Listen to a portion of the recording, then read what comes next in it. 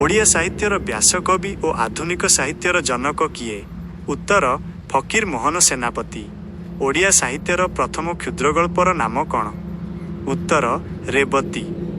6 ମାଣ 8 ଗୁଣ୍ଠ ଉପନ୍ୟାସର ଲେଖକ କିଏ? ଉତ୍ତର ଫକୀର ମୋହନ ସେନାପତି।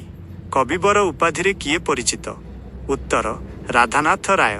ଚିଲିକା, ମହାଯାତ୍ରା ଏବଂ ଦରବାର କାହାର କାବ୍ୟ? ଉତ୍ତର ରାଧାନାଥ ରାୟ। ଭକ୍ତକବି ଭାବେ କିଏ ଜଣାଶୁଣା? ଉତ୍ତର ମଧୁସୂଦନ ରାଓ। ଶିଶୁ ସାହିତ୍ୟ ବର୍ଣ୍ଣବୋଧ କିଏ ରଚନା କରିଥିଲେ? ଉତ୍ତର ମଧୁସୂଦନ ରାଓ। ସ୍ୱଭାବ କବି ଗଙ୍ଗାଧର ମେହେରଙ୍କ ଶ୍ରେଷ୍ଠ କାବ୍ୟ କେଉଁଟି? ଉତ୍ତର ତପସ୍ୱିନୀ। ଉତ୍କଳମଣି ଗୋପବନ୍ଧୁ ଦାସଙ୍କ ପ୍ରସିଦ୍ଧ ପୁସ୍ତକଟି କେଉଁଟି? ଉତ୍ତର ବନ୍ଦୀର ଆତ୍ମକଥା। ଧର୍ମପଦ ଓ କାରା କବିତା କିଏ ଲେଖିଥିଲେ? ଉତ୍ତର ଗୋପବନ୍ଧୁ ଦାସ।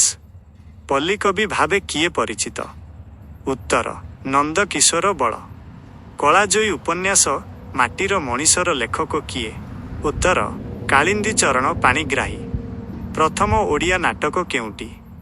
ଉତ୍ତର ବାବାଜୀ ଜଗନମୋହନ ଲାଲଙ୍କ ଦ୍ୱାରା। ପ୍ରଥମ ଓଡ଼ିଆ ଉପନ୍ୟାସ ଭାବେ କାହାକୁ ଗ୍ରହଣ କରାଯାଏ? ଉତ୍ତର ପଦ୍ମମାଳୀ ଉମେଶ ଚନ୍ଦ୍ର ସରକାରଙ୍କ ଦ୍ୱାରା। କାନ୍ତକବି ଲକ୍ଷ୍ମୀକାନ୍ତ ମହାପାତ୍ରଙ୍କ ଅମର ସଙ୍ଗୀତ କେଉଁଟି? ଉତ୍ତର ବନ୍ଦେ ଉତ୍କଳ ଜନନୀ।